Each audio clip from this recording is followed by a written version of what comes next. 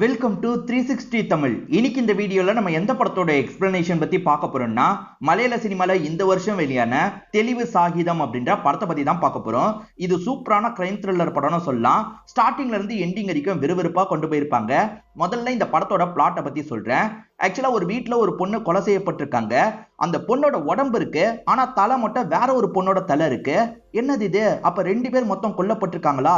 எதுக்காக இந்த மாதிரி கில்லர் தலையை மாத்தி வச்சிருக்கான் அப்படின்ற மாதிரி இவங்க விசாரிக்க ஆரம்பிக்கிறாங்க. இந்த மாதிரி ஒரு கேஸை யாரும் பார்த்திருக்க மாட்டாங்கல்ல, அதனால ஊர் மக்கள் எல்லாருமே இந்த கேஸை பத்தி தான் பேசிட்டு இருக்காங்க. சோ இதனால போலீஸுங்களுக்கு பயங்கர பிரஷர் அதிகமாகுது.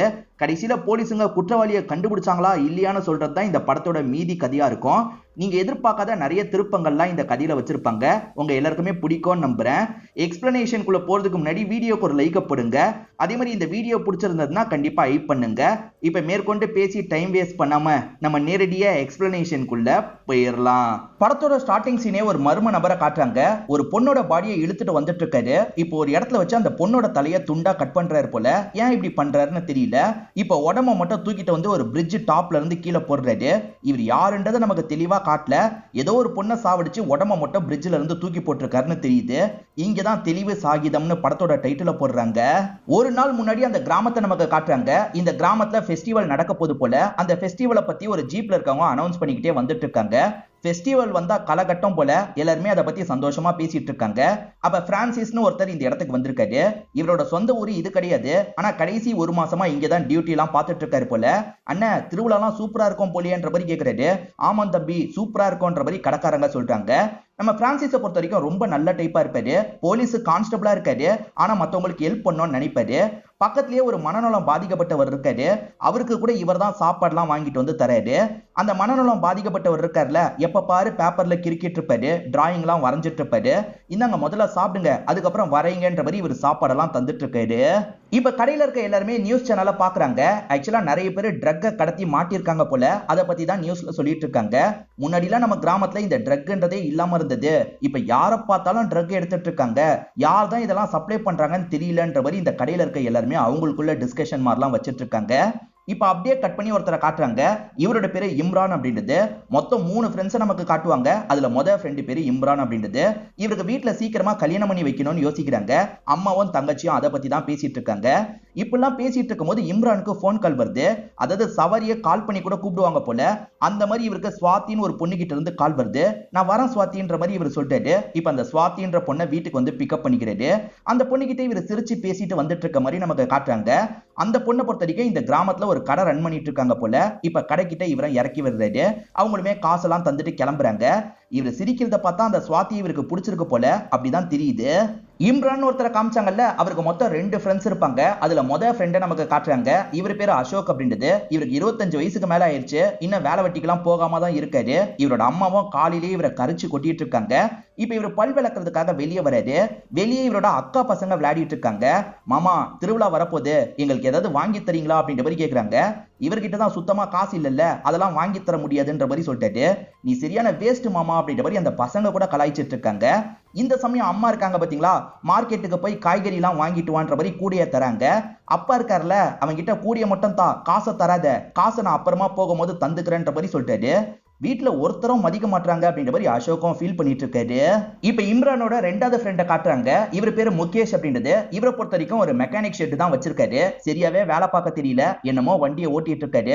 அப்பன்னு பார்த்து இவரோட ஃப்ரெண்டு இம்ரான் இந்த இடத்துக்கு வராரு. ட்ரக்குக்காக 3 பசங்க மாட்டிருக்காங்களாண்டா, இப்பதான் நான் கவனிச்சேன் அப்படின்ற மாதிரிலாம் சொல்லிட்டு இருக்காரு. அப்படியே கட் பண்ணி அந்த 3 பசங்களை நமக்கு காட்டுறாங்க. 3 பசங்க ட்ரக் எல்லாம் வித்துட்டு இருக்காங்க. போலீஸ் பார்த்து பிடிச்சிருக்காங்க. இவனுங்க 3 பேரையும் இன்னைக்கு லாடம் கட்டணும் அப்படின்ற மாதிரி இன்ஸ்பெக்டரும் எஸ்ஐயும் பேசிட்டு இருக்காங்க. அப்பன்னு பார்த்து ஒரு பொலிட்டீஷியன் இந்த இடத்துக்கு வந்திருக்காரு. இவர் எம்எல்ஏவோட அசிஸ்டண்டா இருப்பாரு. மாட்டின 3 பேர்ல ஒருத்தன் எம்எல்ஏக்கு வேண்டிய பையனா இருப்பான். மத்த 2 பேருமே ஃப்ரெண்ட்ஸா இருப்பாங்க. அதனால 3 பேரையும் விட்டுருங்கன்ற மாதிரி கேக்குறாரு. சார் நிறைய ட்ரக் எல்லாம் கடத்தி இருக்காங்க, அதனால கொஞ்சமாவது விசாரணை பண்ணணும்ன்ற மாதிரி இன்ஸ்பெக்டர் பேசுறாரு. ஆனா இவர் கொஞ்சம் மிரட்டுற மாதிரிலாம் பேசவே இன்ஸ்பெக்டர் பயந்துடுறாரு. சரி அவங்களை அனுப்பி விடு அப்படின்ற மாதிரி எஸ்ஐ கிட்டே இவர் சொல்லிடுறாரு. இம்ரான் வீட்டுல பொண்ணு பார்த்துட்டு இருக்கிறதா சொன்னா பாத்தீங்களா, ஃப்ரெண்ட்ஸை கூட்டிட்டு அந்த பொண்ணை பாக்குறதுக்காக வந்துட்டு இருக்காரு. அப்ப அர்ஜென்ட்டா 1 பாத்ரூம் வருது. இவங்களுமே ஓரமா 1 பாத்ரூம் போயிட்டு இருக்காங்க. அந்த வழியா வந்துட்டு இருக்கவர் இருக்கார்ல, இங்க போய் எதுக்குப்பா ஒண்ணுக்கு போறீங்க, கொஞ்சம் தள்ளி போங்கன்ற மாதிரி சொல்லிட்டாரு. ஏன் ஒண்ணுக்கு போறதுக்கு தனியா ஒரு இடத்த நீ கட்டி வச்சிருக்கியா, எங்க கட்டி வச்சிருக்கன்னு சொல்லு, அங்கேயே வந்து போறோன்ற மாதிரி ஃப்ரெண்ட்ஸுங்க கிண்டல் பண்றாங்க. அவரும் எதுக்கு வம்புன்ற மாதிரி கிளம்பிடுறாரு. அதுக்கப்புறம் இந்த ஃப்ரெண்ட்ஸுங்க எல்லாருமே பொண்ணு பார்க்கறதுக்காக வீட்டுக்கு வந்துடுறாங்க. பொண்ணுமே இவங்களுக்கு கூல் ட்ரிங்க்ஸ் எல்லாம் தரதுக்காக வெளியே வராங்க. இவருக்கு பொண்ணை பார்த்தோன்னே ரொம்ப பிடிச்சிருது. பார்த்தா இவங்க கொஞ்ச நேரத்துக்கு முன்னாடி கிண்டல் பண்ணாங்கல்ல, அவர் அந்த பொண்ணோட சொந்தக்காரர் போல. அவர் வந்து இவங்களை பார்த்துடுறாரு. இவங்களுக்கு போய் பொண்ணை தரப்போறியா, இவங்களுக்குலாம் பொண்ணை தர வேணாம் அப்படின்ற மாதிரி பெரிய பிரச்சனை பண்ணிட்டு இருக்காரு. இதெல்லாம் கவனிச்சிட்டு இருக்க இவங்க இருக்காங்கல்ல, இது வேலைக்காவது, நம்ம சைலண்டா கிளம்பிடலான்ற மாதிரி வேகமா இங்க இருந்து கிளம்ப ஆரம்பிக்கிறாங்க. இம்ரான் ஆட்டோ ஓட்டுறவர்ல இப்ப ஃப்ரெண்ட்ஸ் எல்லாம் ஆட்டோல வச்சுதான் இவர் கூட்டு வந்துட்டு இருக்காரு. அப்பன்னு பார்த்து எஸ்ஐ பிளாக் பண்ணிட்டாரு. ஆட்டோக்காரங்களாம் ஒரு யூனிஃபார்ம் போடணும்ல, அது போடாம தான் இம்ரான் வந்திருப்பாரு. அதனால தான் இவர் லாக் பண்ணி விசாரணை பண்றாரு. யூனிஃபார்ம் போடல, ஃபைன் காசை எட்டுன்ற மாதிரிலாம் கேட்கிறாரு. சார் கொஞ்சம் அட்ஜஸ்ட் பண்ணிக்கோங்க சார், இன்னைக்கு பொண்ணு பார்க்கறதுக்காக போனோம், அதனால தான் போடலன்ற மாதிரி ஃப்ரெண்ட்ஸுங்க பேசுறாங்க. அதெல்லாம் இந்த எஸ்ஐ ஏத்துக்க மாட்டாரு. முதல்ல காசை எடுத்து வையின்ற மாதிரிலாம் பேசுறாரு. பதிலுக்கு இம்ரானும் சில வார்த்தையை விட ஆரம்பிக்கிறாரு. இதனால எஸ்ஐக்கு கோவம் வந்துருது. இவரோட காலர்லாம் பிடிக்க ஆரம்பிக்கிறாரு. ரெண்டு பேர் சண்டை போட்டுட்டு இருக்கும் போது கரெக்டா பிரான்சிஸ் வந்து தடுக்கிறாரு. அதாவது கான்ஸ்டபிளா ஸ்டார்டிங் ஒருத்தரை காமிச்சாங்கல்ல, அவர் தான் தடுக்கிறாரு. போங்கப்பா போங்கப்பான்ற மாதிரி அனுப்பி விடுறாரு. இருந்தாலுமே எஸ்ஐக்கு கோவமாயிருது. என்னைக்காவது நீ மாட்டுவல்ல, உன்னை கவனிச்சுக்கிறேன் அப்படின்ற மாதிரிலாம் அவருக்குள்ளேயே சொல்லிக்கிறாரு. அந்த அசோக்கை பொறுத்த வரைக்கும் வெட்டியா சுத்திட்டு இருக்கிறதா சொன்ன பாத்தீங்களா, இப்ப போன்ல யார்கிட்டயும் இவர் சாட்லாம் பண்ணிட்டு இருக்காரு. அப்பன்னு பார்த்து அந்த மனநலம் பாதிக்கப்பட்டவர் இவரோட வீட்டு வாசலுக்கு வந்து உட்கார்றாரு. அசோக் அம்மா இருக்காங்கல்ல, இவருக்கு சாப்பாடுலாம் தந்துட்டு இருக்காங்க. இவனுக்கு ஏமா சாப்பாடு தரீங்க அப்படின்ற மாதிரி அசோக்கும் சலிச்சுக்கிறாரு. முகேஷ்னு ஒருத்தரை காமிச்சாங்கல்ல, அவர் வீட்டோட மாப்பிள்ளையா இருக்காரு போல. இப்ப காலையிலேயே கிளம்பிட்டு இருக்காரு. காலையிலேயே எங்க போறீங்கன்ற மாதிரி ஒய்ஃப் கேக்குறாங்க. ஒரு நல்ல டீல் வந்திருக்குமா, அதை மட்டும் முடிச்சிட்டேன்னு வச்சுக்கோ, 4 காசு பார்க்கலாம், நான் போயிட்டு வந்துடுறேன் அப்படின்ற மாதிரி இவருமே கண்ணத்தெல்லாம் கிள்ளிட்டு கிளம்புறாரு. இப்படி ஒரு மாப்பிள்ளை நமக்கு கிடைச்சிருக்காரு அப்படின்ற மாதிரி மாமனார் பெருமைப்பட்டு இருக்காரு. ஆனா இவர் பொய் சொல்லிட்டு தான் கிளம்பி வந்திருக்காரு. ஃப்ரெண்ட்ஸுங்க கூட சேர்ந்து சரக்கடிக்கிறதுக்காக தான் வந்திருப்பாரு. என் ஒய்ஃபை சமாளிக்கிறதுக்குள்ள போதும் போதும் ஆயிடுச்சு அப்படின்ற மாதிரி ஃப்ரெண்ட்ஸுங்க கிட்ட சொல்றாரு. இன்னைக்கு திருவிழால ஜமாயிச்சிடணும் அப்படின்ற மாதிரி பேசிட்டு இருக்காங்க. இம்ரான் கூட ஸ்வாதின்னு ஒருத்தங்க ஆட்டோல வந்தாங்க பாத்தீங்களா, அவங்கள பொறுத்த வரைக்கும் ஒரு பெரிய வீட்டுல தான் இருக்காங்க. இவங்களுக்கு மீனான்னு ஒரு ஃப்ரெண்ட் இருக்காங்க போல. அந்த மீனா கிட்ட தான் போன் மூலியமா இவங்க பேசிட்டு இருக்காங்க. அந்த மீனா இங்க வர மாதிரி பிளான் இருக்கு போல. நீ பஸ் ஸ்டாப்லயே வெயிட் பண்ணு, நான் பிக்கப் பண்றதுக்கு இம்ரான் அனுப்பி வைக்கிறேன் அப்படின்ற மாதிரி சொல்றாங்க. சரி ஓகேன்ற மாதிரி அந்த ஃப்ரெண்டுமே ஏத்துக்கிறாங்க. பிரான்சிஸ் அப்படின்ற ஒரு கான்ஸ்டபிள காமிச்சாங்கல்ல, அவருமே டீ கடை அண்ணன் கிட்ட பேசிட்டு இருக்காரு. அப்ப இந்த ஊருக்கு வர பஸ்ல இருந்து ஒரு வெள்ளக்கார பொண்ணு இறங்குறாங்க. விளாக்லாம் பண்றதுக்காக தான் வந்திருக்காங்க போல. என்னென்ன உங்க ஊரு ஃபேமஸ் ஆயிடுச்சு போல அப்படின்ற மாதிரி இவருமே அந்த அண்ணனை பார்த்து கிண்டல் பண்ணிட்டு இருக்காரு. இவங்களுமே விளாக் எடுத்துக்கிட்டே இந்த கிராமத்துக்குள்ள போயிட்டு இருக்காங்க. நைட்டு ஃபெஸ்டிவல் ஸ்டார்ட் ஆயிருது. இந்த பொண்ணு இருக்காங்க பாத்தீங்களா, எல்லா விஷயத்தையும் கேப்சர் பண்ணிக்கிட்டே வந்துட்டு இருக்காங்க. அப்படியே கட் பண்ணி 2 பேர் ரோட்ல நடந்து வந்துட்டு இருக்காங்க. அப்படி வந்துட்டு இருக்கும்போது அந்த மனநலம் பாதிக்கப்பட்டவர் இருக்கார்ல, குறுக்க சட்டுன்னு போறாரு. 2 பேருமே பார்த்து ஷாக் ஆயிடுறாங்க. டே கிறுக்கா, இப்படிதான் நடுவுல போவியா அப்படின்ற மாதிரி அவரை போட்டு திட்டிட்டு இருக்காங்க.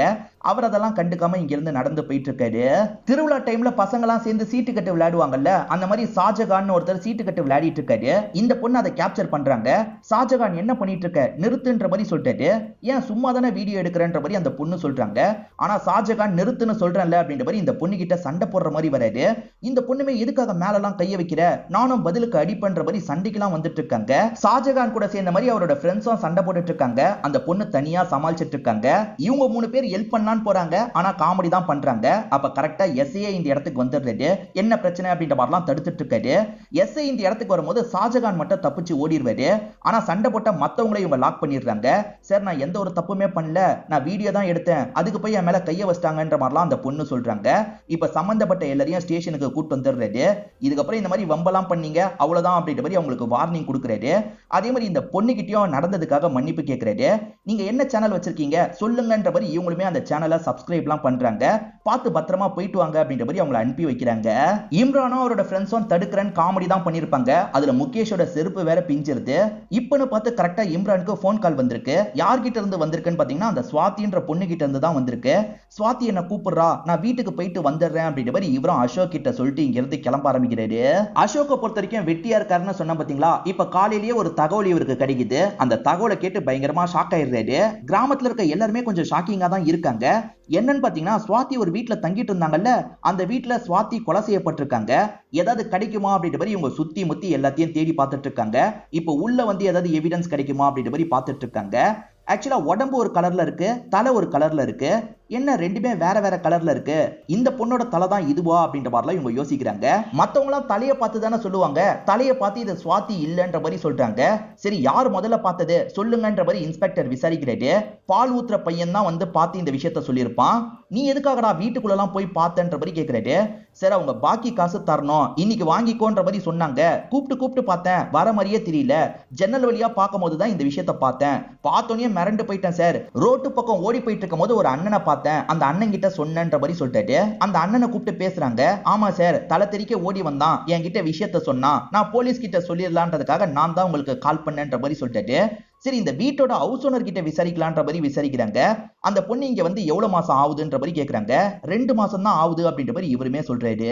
சரி இந்த பொண்ணை பாக்குறதுக்கு யாரெல்லாம் வீட்டுக்கு வருவாங்க அப்படின்ற மாதிரி இன்ஸ்பெக்டர் கேக்குறாரு. சார் அதிகம் இந்த பொண்ணை பாக்குறதுக்கு யாருமே வரமாட்டாங்க சார். இந்த பொண்ணு கிட்ட ஒரு லேடி வேலை பார்த்தாங்க, அந்த லேடியோட கையில அடிபட்டுருச்சு, கொஞ்ச நாள் அந்த லேடியும் வரதில்லை அப்படின்ற மாதிரி சொல்லிட்டாரு. அப்போ ஒரு லேடி வீட்டுல வேலை பார்த்திருக்காங்க, அந்த லேடி கிட்ட விசாரிக்கணும் அப்படின்ற மாதிரி இவங்களுமே யோசிக்கிறாங்க. இப்ப இன்ஸ்பெக்டருக்கு மேல இருக்க சீனியர் ஏசிபி இருக்கார்ல, கேஸ் எந்த லெவல்ல இருக்குன்னு கேக்குறாரு. இவருமே நடந்த விஷயத்தெல்லாம் சொல்லிட்டாரு. இப்ப அந்த ஒர்க்கர் லேடியை இவங்க வர வச்சிடுறாங்க. இவங்க கிட்ட விசாரிக்கிறாங்க. இந்த ஒர்க்கர் லேடிக்கும் பாடியை காமிச்சிருப்பாங்கல்ல, அவங்க என்ன சொல்றாங்கன்னா உடம்பு வேற தலை வேறன்ற மாதிரி சொல்றாங்க. தலையில இருக்கிறது யாருன்னு எனக்கு தெரியாது, உடம்பு சுவாத்தியோடது தான் அப்படின்ற மாதிரி சொல்றாங்க. சரி சுவாத்தியை பாக்குறதுக்கு வேற யாரெல்லாம் வீட்டுக்கு வருவான்ற மாதிரி கேக்குறாங்க. சார் ஆட்டோல பிக்கப் பண்றதுக்காக அந்த இம்ரான் வருவான் சார், இதை தாண்டி யாருமே வீட்டுக்கு வந்தது இல்ல. ஆனா சுவாத்தி அவங்க ஃப்ரெண்டு ஒரு பொண்ணு கிட்ட அடிக்கடி போன்ல பேசுவாங்க, இவ்வளவுதான் எனக்கு தெரியும்ன்ற மாதிரிலாம் இந்த லேடி சொல்லிட்டாங்க. சுவாத்தியோட உடம்பு தான் இருக்குன்னா சுவாத்தியோட தலை எங்க போச்சு, சீக்கிரமா கண்டுபிடிக்கணும் அப்படின்ற மாதிரிலாம் யோசிக்கிறாங்க. இந்த கேஸை பத்தி ஊர்ல இருக்க எல்லாருக்குமே தெரிய வந்துருது. என்ன இந்த மாதிரி வித்தியாசமான கேஸ் வந்திருக்கு அப்படின்ற மாதிரிலாம் யோசிக்கிறாங்க. அதுல ஒருத்தர் இருக்கார்ல, எனக்கு கேரளா போலீஸ் மேல நம்பிக்கை இருக்கு, அவங்க சீக்கிரமே குற்றவாளியை புடிச்சிருவாங்கன்னு சொல்றாரு.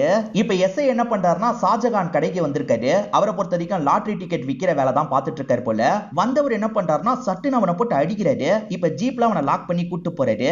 எதுக்காக லாக் பண்ணிருக்காருன்னு தெரியல. அதே சமயம் வேற ஒரு பக்கம் இம்ரானை லாக் பண்ணிருக்காங்க. இம்ரானை போட்டு அடிக்கிறாங்க.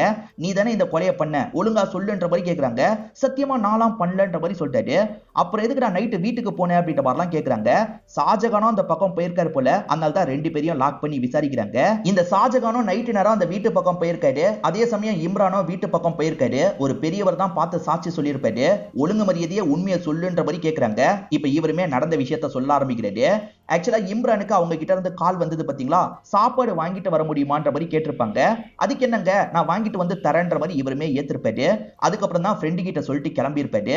இவர் அவங்க வீட்டுக்கு வந்து கதவெல்லாம் தட்டிட்டு இருக்காரு. அவங்க குளிச்சிட்டு இருக்கிறதுனால கொஞ்சம் லேட்டா தான் வெளியே வராங்க. இவர்கிட்ட நன்றி சொல்லி சாப்பாடுலாம் வாங்கிக்கிறாங்க. அதுக்கப்புறம் இவரும் ஆட்டோ எடுத்துட்டு அங்க இருந்து கிளம்புறாரு. அப்பதான் ஷாஜகான் இருக்காருல, போலீஸ்க்கு பயந்து ஓடிட்டு இருக்காரு. 2 பேருமே கிராஸ் பண்ண மாதிரி தான் போயிருப்பாங்க. அது எல்லாத்தையும் அந்த வழியா வந்துட்டு இருக்க ஒரு பெரியவர் பார்த்திருப்பாரு. அவர் சொன்னதுனால தான் 2 பேரையும் லாக் பண்ணி விசாரிச்சிருக்காங்க போல. ஆனா 2 பேருமே நாங்க பண்ணலன்ற மாதிரி சொல்லிட்டு இருக்காங்க. அதே சமயம் இம்ரானை தூக்கி இருக்காங்க பாத்தீங்களா, இத பத்தி அம்மாக்கு தெரிய வந்துருது. அம்மாவும் தெரிஞ்சவங்க எல்லார்கிட்டயும் இந்த விஷயத்த சொல்றாங்க. என் பையனை காப்பாத்தி கொடுங்க அப்படின்ற மாதிரிலாம் கேக்குறாங்க. இப்ப ஊர்ல முக்கியமான பெரிய மனுஷங்க இருக்காங்கல்ல, அவங்க எல்லாம் இம்ரானுக்காக பேசுறதுக்கு ஸ்டேஷனுக்கு வந்துடுறாங்க. சார் எதுக்கு சார் தூக்கிட்டு வந்திருக்கீங்க? இம்ரான் அப்படிப்பட்ட பையன்லாம் இல்ல சார், அவன் கொலை பண்ற அளவுக்கு எல்லாம் போக மாட்டான் சார், அவனை வெளியே விடுங்கன்ற மாதிரிலாம் கேட்டுட்டு இருக்காங்க. சந்தேகத்த அடிப்படையில் தான் விசாரணை பண்றதுக்காக கூட்டு வந்தோம், மற்றபடி அவன் தான் பண்ணான்னு நாங்க முடிவுலாம் எடுக்கல, இப்போதைக்கு கூட்டு போங்க, நாங்க கேட்டா நீங்க திரும்பி கூட்டு வர மாதிரி இருக்கும்னு சொல்றாரு. போலீஸுங்க சந்தேகப்படுற எல்லார்கிட்டையும் விசாரணை பண்றாங்க. இப்படியே நாட்கள் ஓட ஆரம்பிக்குது. இப்போ ஒரு லேடி இருக்காங்க பாத்தீங்களா, குளத்துக்கிட்ட துணியெல்லாம் துவைச்சிட்டு இருக்காங்க. அப்போ ஒரு முண்டை மட்டும் இவங்களுக்கு பக்கத்துல வந்துட்டு இருக்கு. அதாவது உடம்பு மட்டும் இவங்களுக்கு பக்கத்துல வந்து இவங்க மேல படுது. என்ன உடம்பு மட்டும் இருக்குன்ற மாதிரி இவங்க பயந்து கத்திக்கிட்டே இங்க இருந்து ஓட ஆரம்பிக்கிறாங்க. இப்ப நியூஸ்ல இத பத்தி சொல்றாங்க. அதாவது ஆத்திக்கிட்ட ஒரு உடம்பு கிடைச்சது இல்ல, அந்த உடம்ப பத்தி சொல்றாங்க. அந்த உடம்பும் அந்த சுவாதி பொண்ணோட வீட்டுல இருந்த தலையும் மேட்ச் ஆகுது. இப்ப சுவாதியோட தலை எங்க போச்சுன்றத போலீஸுங்க விசாரணை பண்ணிட்டு இருக்காங்க. இந்த மாதிரி ஒரு சம்பவம் நடந்ததுனால நைட்டு நேரம் யாருமே வெளியே வராதீங்க, கேர்ஃபுல்லா இருங்கன்ற மாதிரிலாம் சொல்லிட்டு இருக்காங்க. 2 பொண்ணுங்களை யாரோ கொடூரமா சாவடிச்சிருக்காங்கல்ல, இதனால ஊர் முழுக்க இதை பத்தி தான் பேசிட்டு இருக்காங்க. அதே சமயம் பொலிட்டீஷியனுக்குலாம் இது அல்வா தந்த மாதிரி இல்ல, அவங்க இதை பெரிய பிரச்சனையா மாத்துறாங்க. ஆளுங்கட்சி என்னதான் பண்ணிட்டு இருக்கு அப்படின்ற மாதிரிலாம் கேள்வி எழுப்பிட்டு இருக்காங்க. இதனால ஏசிபி தான் ரொம்ப கஷ்டப்பட்டு இருக்காரு. ஏசிபி இருக்கார்ல, இன்ஸ்பெக்டர் மேல இவரோட பிரஷர்லாம் காட்டுறாரு. என்ன பண்ணுவீங்களோ தெரியாது, இன்னும் 2 நாளைக்குள்ள இந்த கொலையை பண்ணவன கண்டுபிடிக்கணும் அப்படின்ற மாதிரி சொல்லிட்டாரு. இன்ஸ்பெக்டரும் சரி சரி அப்படின்ற மாதிரிலாம் ஏத்துக்கிறாரு. இன்ஸ்பெக்டரும் எஸ்ஐயும் சேர்ந்த மாதிரி ஜீப்ல போய் விசாரணை எல்லாம் பண்ணிட்டு இருக்காங்க. ஒரு கடைக்கிட்ட இவங்க விசாரணை பண்ணும்போது அந்த வழியா அந்த மனநலம் பாதிக்கப்பட்டவர் நடந்து வந்துட்டு இருக்காரு. அவர் கொஞ்சம் வித்தியாசமா நடப்பாரு. அவரோட ஃபுட் பிரிண்ட்ஸ் தரையில வேற மாதிரி தான் படம். இந்த விஷயத்தை கவனிக்கிற இன்ஸ்பெக்டர் ஷாக் ஆயிடுறாரு. ஆக்சுவலா அந்த சுவாதி வீட்டுக்கு வெளியே இதே மாதிரி தான் ஃபுட் பிரிண்ட்ஸ் கிடைச்சிருக்கும். இவர் பிச்சை எடுக்கிறதுக்காக கூட அந்த இடத்துக்கு போயிருக்கலாம். ஆனா இன்ஸ்பெக்டர் என்ன யோசிக்கிறாருன்னா இவர் ஏன் கொலை பண்ணிருக்க கூடாது அப்படின்ற மாதிரி யோசிக்கிறாரு. சரி இவர்கிட்டயும் விசாரணை பண்ணலாம் அப்படின்ற மாதிரிலாம் வண்டியை விட்டு இறங்குறாரு. இப்ப அந்த பெரியவருக்கு பக்கத்துல வந்துடுறாரு. அந்த பெரியவர் எப்பவுமே வரைவார்னு சொன்னல, இப்பயும் வரைஞ்சிட்டு தான் இருக்காரு. அப்ப இன்ஸ்பெக்டர் இருக்கார்ல, ஸ்டேஷனுக்கு வான்ற மாதிரி இழுத்துட்டு வந்துட்டு இருக்காரு. இதை பாக்குற ஊர் மக்கள்லாம் காப்பாத்துறதுக்காக வந்துடுறாங்க. என்ன சார் இவரை வச்சு கேஸை முடிக்கலாம்னு பாக்குறீங்களா அப்படின்ற மாதிரி கேக்குறாங்க. சேச்சா இவர்கிட்ட ஜஸ்ட் விசாரணை பண்ணோம், ஸ்டேஷனுக்கு கூட்டு போய் விசாரணை பண்றோம், விசாரணை முடிச்சோன்னா நாங்களே கொண்டு வந்து விட்டுறோம் அப்படின்ற மாதிரி சொல்லிட்டு அப்ப ஓகேன்ற மாதிரி இங்க இருக்கவங்க ஏத்துக்கிறாங்க. இப்ப போலீஸுங்களும் ஸ்டேஷனுக்கு கூட்டு வந்துடுறாங்க. ஒழுங்கு மரியாதையா சொல்லு என்னடா பண்ண அப்படின்ற மாதிரிலாம் கேக்குறாங்க. அவர் எதுவுமே பேசாம இருக்காரு. இப்ப அவர் ஒருத்தனோட உருவத்தை வரைஞ்சிருக்காரு. ஒருவேளை இவன் சம்பந்தப்பட்டிருக்க வாய்ப்பு இருக்கான்னு இன்ஸ்பெக்டருக்கு டவுட் வருது. இவனை தெரியுமான்ற மாதிரி ஸ்டேஷன்ல இருக்கவங்க கிட்ட காமிச்சிட்டு இருக்காரு. எல்லாரும் தெரியலன்னு சொல்லிட்டாங்க. ஆக்சுவலா ஒரு வெள்ளக்கார பொண்ணு வந்தாங்கல்ல, அந்த பொண்ணோட வீடியோவை ஸ்டேஷன்ல இருக்க ஒரு கான்ஸ்டபிள் பாக்குறாரு. அதுல அந்த போட்டோல இருக்கவன் இருக்கான்றது தெரிய வருது. சரி இதை பாருங்கன்ற மாதிரி வேகமா இவர்கிட்ட காட்டுறாரு. ஆமா இவனே தான், இவன் நம்ம ஊர்க்கார மாதிரியே தெரியலையே, யாரா இருக்கும், எல்லா இடத்துக்கும் தகவலை பாஸ் பண்ணுங்க அப்படின்ற மாதிரிலாம் சொல்றாரு. இது சின்ன கிராமம் தானே, அதனால எல்லார பத்தியும் இன்ஸ்பெக்டருக்கு தெரியும். அதை மீறி இவர் நம்ம கண்ணில் படாம கூட இருந்திருக்கலான்ற மாதிரி ஊர்க்காரங்க கிட்ட விசாரிக்க சொல்லிட்டாரு. அப்படி விசாரிக்கும் போது எல்லாருமே தெரியலன்ற மாதிரி சொல்லிட்டாங்க. சோ இவருக்கு இது ஊரு கிடையாதுன்றது உங்களுக்கு நல்லா தெரிஞ்சிருது. எல்லா இடத்துக்கும் தகவலை பாஸ் பண்றாங்க. அப்ப தகவலை பார்த்த ஒரு போலீஸ் இருக்கார்ல, இவங்க கிட்ட பேசுறதுக்காக இந்த இடத்துக்கு வந்துடுறாரு. சார் நீங்க ஒருத்தரை பத்தி கேட்டிருந்தீங்கல்ல, அவர் பேரு குரு அப்படின்றது, அவர் வேற ஒரு பகுதியை சேர்ந்தவர் அப்படின்ற மாதிரி அந்த குருவோட ஊரை பத்தி சொல்லிட்டாரு. அந்த இடத்துல குருவுக்கு நடக்கக்கூடாத ஒரு விஷயம் நடந்துருச்சு சார், அப்பத்துல இருந்து அவர் மிஸ் ஆகுறாரு அப்படின்ற மாதிரிலாம் சொல்லிட்டாரு. அப்படி என்ன நடந்ததுன்னு இன்ஸ்பெக்டர் கேட்கிறாரு. இவருமே சொல்ல ஆரம்பிக்கிறாரு. இப்பதான் குருன்ற அந்த நபரோட பிளாஷ்பேக்கை நமக்கு காட்டுறாங்க. அந்த குரு இருக்கார்ல, ஒரு கடையில ஜூஸ் குடிக்கிறதுக்காக வந்திருக்காரு. அந்த ஜூஸ் கடைக்கார அண்ணன் இருக்கார்ல, உன் பையன் என்னப்பா எப்ப பாரு பொண்ணுங்க கூட சுத்திட்டு இருக்கான், அதே மாதிரி அந்த பொண்ணுங்க கிட்ட இருந்து ஏதோ வாங்கிட்டு இருந்தான்பா, எனக்கு எதுவுமே சரியா படல, நீ கொஞ்சம் கவனிச்சுக்கோ அப்படின்ற மாதிரி அந்த அண்ணா சொல்லிட்டாரு. அதெல்லாம் ஒன்றும் இல்லை, இந்த காலத்து பசங்க அப்படிதான் இருப்பாங்க, நம்ம தான் புரிஞ்சு நடந்துக்கணும் அப்படின்ற மாதிரிலாம் இவர் கொஞ்சம் சமாளிக்கிறாரு. என்னதான் இருந்தாலும் அந்த அண்ணன் சொன்னது இவரோட மைண்டுக்குள்ள ஆழமா இறங்கிருது. நம்ம பையன் ஏதாவது தப்பான காரியம் பண்றானா அப்படின்ற மாதிரிலாம் யோசிக்க ஆரம்பிக்கிறது. இந்த குருவோட பையன் பேரு ரேவந்த் அப்படின்றது. கண்ட நேரத்துக்கு வீட்டுக்கு வரான், கண்ட நேரத்துக்கு வெளியே போறான், கண்டிப்பா இவனுக்கு ஏதோ தப்பான பழக்கம் இருக்கு போல அப்படின்ற மாதிரிலாம் இவர் யோசிக்கிறாரு. எப்பவுமே அவன் போதையிலேயே இருக்கிற மாதிரிலாம் இவருக்கு தோணுது. ஒரு நாள் காலையில அந்த ரேவந்த் பைக் எடுத்துட்டு வெளியே போயிடுறான். இதான் சரியான சமயம், அவன் ரூமை செக் பண்ணும் அப்படின்ற மாதிரி இவர் யோசிக்கிறாரு. அவன் ரூம்குள்ள வந்து ஏதாவது கிடைக்குமா அப்படின்ற மாதிரிலாம் இவர் தேடி பார்த்துட்டு இருக்காரு. அப்படி தேடிட்டு இருக்கும் போது அவன் ட்ரக்கை மறைச்சு வச்சிருக்கிறது இவருக்கு தெரிய வருது. அச்சச்சோ இந்த பழக்கம்லாம் இவனுக்கு இருக்கான்ற மாதிரி இவர் ஷாக் ஆயிடுறாரு. அதெல்லாம் எடுத்துட்டு இங்க இருந்து கிளம்புறாரு. கொஞ்ச நேரத்துல ரேவந்த் வீட்டுக்கு வரான். வீட்டுக்கு வந்தவன் ட்ரக்கை எடுக்கலான்ற மாதிரி தேடி பார்க்கறான். ட்ரக் மிஸ் ஆகுறது தெரிய வருது. யார் என்னோட ரூமுக்கு வந்தது அப்படின்ற மாதிரி அம்மா கிட்ட கோவமா இவன் சண்டைலாம் போட்டுட்டு இருக்கான். கொஞ்ச நேரம் கழிச்சு குரு வீட்டுக்கு வராரு. குரு இருக்கார்ல, அந்த ட்ரக் எல்லாம் தூக்கி போட்டு தான் வந்துட்டு இருக்காரு போல. அப்ப வீட்டுல ஒரே கூட்டமா இருக்கு. என்னாச்சு ஏதாச்சுன்ற மாதிரி இவரும் பதட்டமா உள்ள வந்துட்டு இருக்காரு. ஆக்சுவலா ரேவந்துக்கும் அம்மாக்கும் சண்டை ஏற்பட்டிருக்கு. அந்த சண்டையில அம்மாவை அவன் சாவடிச்சிருக்கான். இதை பாக்குற குரு ஷாக் ஆயிடுறாரு. அம்மாவை சாவடிச்சிட்டுமே அப்படின்ற மாதிரி அந்த ரேவந்துக்கும் பயம் வந்திருக்கு. பயத்துல என்ன பண்றதுன்னு தெரியாம தூக்கு மாட்டி இறந்து போயிருக்கான். சோ ஒய்ஃபும் இறந்து போயிட்டாங்க, பையனும் இறந்து போயிட்டான். இதுக்கெல்லாம் காரணம் இந்த ட்ரக் பழக்கம் தான் அப்படின்ற மாதிரி இவருமே இந்த இடத்துல பயங்கரமா ஃபீல் பண்ணிட்டாரு. இப்ப பக்கத்துல இருக்க எல்லாருமே இவருக்கு ஆறுதல்லாம் சொல்லிட்டு இருக்காங்க. போட்டோல இருக்கிறது குருன்னு தெரிஞ்சோன்னா அவரோட வீட்டுக்கு செக் பண்றதுக்காக போனேன். ஆனா குரு ரொம்ப நாளா வீட்டு பக்கமே வரலன்ற மாதிரி பக்கத்து வீட்டை சேர்ந்தவங்களா சொன்னாங்க அப்படின்ற மாதிரி சொல்லிட்டாரு. அப்ப அந்த குரு எங்க போயிருப்பாருன்ற மாதிரி இன்ஸ்பெக்டர் யோசிக்கிறாரு. இப்ப குரு சம்பந்தப்பட்ட ஒரு பிளாஷ்பேக்கை நமக்கு காட்டுறாங்க. சுவாதி இருக்காங்கல்ல, மீனான்றா அவங்க ஃப்ரெண்டு கூட பேசிக்கிட்டே வெயிட் பண்ணிட்டு இருக்காங்க. இது எல்லாத்தையும் இவர் தள்ளி இருந்து கவனிச்சிட்டு இருக்காரு. இந்த பொண்ணுங்க தான் ட்ரக்கை தந்திருக்காங்கன்னு தெரிஞ்சுதான் ஃபாலோ பண்றாரு. இந்த ரெண்டு பொண்ணுங்களும் ஒரு நபர் கிட்ட இருந்து ட்ரக்கை வாங்கிக்கிறாங்க. ஒரு இடத்துல இருந்து இன்னொரு இடத்துக்கு கொண்டு போறது தான் இந்த பொண்ணுங்க வேலை போல. இப்ப மூணாவதா ஒரு பொண்ணு ஜாயின் பண்ணிக்கிறாங்க. அவங்க பேரு பிரியா அப்படின்றது. இப்ப மூணு பொண்ணுங்களும் ஒரு பஸ்ல டிராவல் பண்றாங்க. அதே பஸ்ல இவருமே ஏறி உட்காந்துக்கிறாரு. இந்த பொண்ணுங்க என்னதான் பண்றாங்கன்னு பாத்துக்கிட்டே வந்துட்டு இருக்காரு. வழியில செக்கிங் நடக்கிறதா இந்த பொண்ணுங்களுக்கு தகவல் வருது. அச்சச்சோ செக்கிங் நடக்குதா அப்படின்ற மாதிரி இந்த மூணு பொண்ணுங்களும் பயப்படுறாங்க. பேசாம பேகை இங்கேயே விட்டுட்டு கிளம்பிட வேண்டியதான் அப்படின்ற மாதிரி பேகை இங்கேயே விட்டுட்டு கிளம்புறாங்க.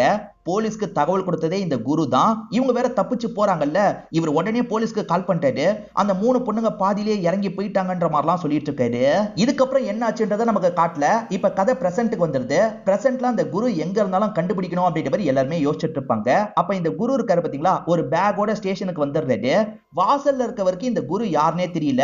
உட்காருங்கன்ற மாதிரி உட்கார வச்சிருக்காரு.